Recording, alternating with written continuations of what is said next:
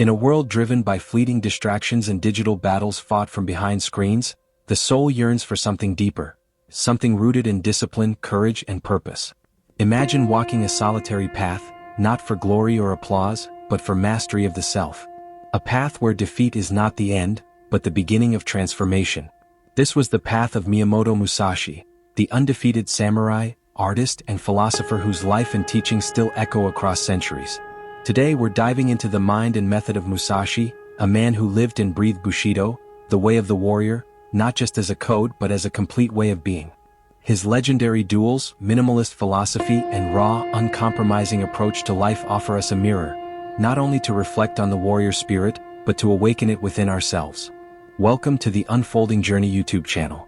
Here on the Unfolding Journey, we explore timeless wisdom, inner transformation, and the profound philosophies that guide the wayfarers of both past and present.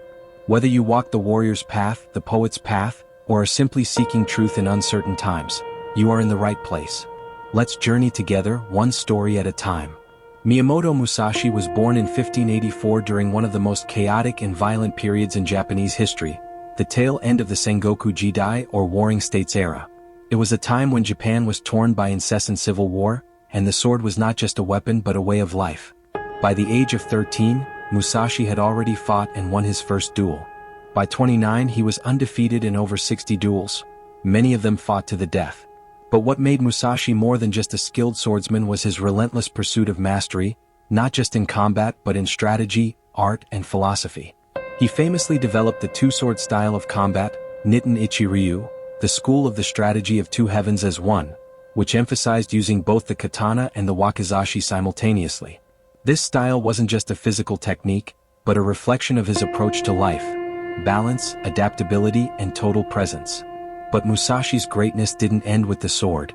In the final years of his life he retreated to a cave called Ryugando, where he wrote the Book of Five Rings, Go-Rin no Sho, a treatise not only on martial arts but on life strategy itself.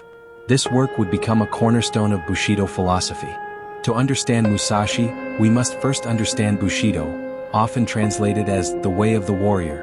But Bushido is not merely a set of rules for combat, it's a holistic code of ethics rooted in values like honor Meo, courage rectitude Gi, benevolence Jin, respect Rei, honesty Makoto, loyalty Chugi. While these virtues may seem idealistic today, for the samurai they were daily disciplines. They were embedded in everything, from how a warrior dressed to how he greeted death. Musashi, however, brought a raw, almost primal edge to Bushido. For him, honor wasn't found in appearance or social status. It was found in direct experience, on the battlefield, in the dojo, and in the stillness of solitude. He wasn't afraid to break with tradition if it meant discovering deeper truth. This is evident in his refusal to take a permanent lord or title. While most samurai pledged loyalty to a daimyo, Musashi remained a ronin, a masterless warrior, wandering, training, learning, and testing himself not for wealth or rank, but for self-perfection. Musashi's duels were not just fights, they were expressions of his evolving philosophy. He emphasized heiho, strategy, not just physical technique. His battles were won before the first sword was drawn, through reading the opponent's mind, controlling the environment, and seizing psychological advantage. One of his most famous duels was against Sasaki Kojiro, a respected swordsman known for his long-bladed katana, the Manahoshi Zeo, the clothes-drying pole. Musashi deliberately arrived late, causing Kojiro to grow impatient and angry. Musashi then fought with a wooden or carved from a boat paddle, and won. This wasn't disrespect. It was psychological warfare, a display of dominance over mind, body, and timing. In the Book of Five Rings, Musashi breaks down his philosophy into 5 elements: earth, water, fire, wind, and void. Each element represents a different aspect of the warrior's journey. Earth teaches foundation and stability. Water speaks to adaptability and fluidity. Fire represents intensity, timing, and aggression. Wind critiques other schools and emphasizes independent thinking. Void, the most esoteric, points to the spiritual, knowing that which cannot be known. These principles transcend swordsmanship. They can be applied to business, personal growth, leadership, and everyday life. What sets Musashi apart from many other warriors in history is his deep connection to the arts. He was a skilled calligrapher, painter, sculptor, and poet. His ink drawings are sparse but powerful, much like his fighting style, deliberate, minimal, precise. He understood that the path of the warrior wasn't limited to combat. True mastery required balance. In Japanese culture, this idea is captured in the saying, Bunbu Ryodo, the pen and the sword in accord. Musashi lived this duality fully. His artistic pursuits weren't hobbies, they were extensions of his martial path. In mastering the brush, he mastered patience and form. In mastering the sword, he mastered movement and intuition. Both were tools for sharpening awareness. Musashi's way wasn't easy. It demanded detachment, discipline, and deep introspection. Some of his core teachings include: think lightly of yourself and deeply of the world. Ego is the enemy. A true warrior observes reality without the filter of self-importance. Do nothing which is of no use. Musashi's code strips away the unnecessary waste of time, energy, and thought. His approach is minimalist but not hollow. It focuses only on what leads to clarity and strength. You may abandon your own body, but you must preserve your honor. Death is inevitable. Integrity is eternal. For Musashi, the warrior's greatest weapon was not his sword, but his soul. The way is in training. This is perhaps the most important. Mastery is not a destination, it is a path.